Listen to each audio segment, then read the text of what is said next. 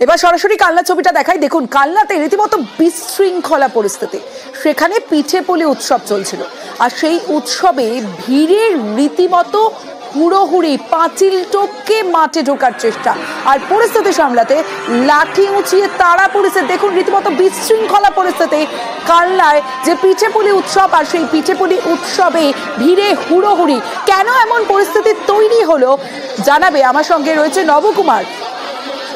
দেখো, বিষয়টা হচ্ছে তোমার যে প্রত্যেক বাড়ি এখানে পিঠেপুলি উৎসব হয় এই মাঠের মধ্যে, এবং প্রত্যেকটি নিয়ন্ত্রণের সঙ্গে থাকে। কিন্তু এর আগের বছরও ঠিক এরকম ভাবেই ভিড় সামলাতে পুলিশকে লাঠি উঁচিয়ে তাড়া করতে হয়েছিল।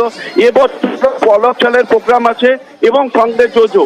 এই দুয়ের ফলে দেখবার জন্য মানুষের চাপ ক্রমশ রাত বাড়ার সঙ্গে সঙ্গে বাড়তে থাকে, এবং সেই ভিড় সামলাতে রীতিমতন পুলিশ প্রশাসন দুটি গেট ছিল এবং সেই দুটো গেট বন্ধ করে দেয়, এবং পরবর্তীকালে মানুষের পেশার তাদের এক ঝলক দেখার যে আর্তনাদ, তাতে দরজা খুলে দিতে বাধ্য হয়। সেই সময় পুলিশ জনতাকে ছত্রভঙ্গ করার জন্য লাঠি উঠিয়ে তাড়া করে, এবং তারা রীতিমতন ভাবে পাঁচিল টোপকে যেতে শুরু করে, একদম টোটালি নিয়ন্ত্রণের বাইরে চলে যাওয়াতে এই অবস্থা পুলিশকে করতে হয়। কিন্তু এখনো পর্যন্ত কন্ট্রোলে আছে এবং সেই প্রোগ্রাম চলছে, যে রীতিমতন ভাবে পলকের প্রোগ্রাম শুরু হতে চলেছে।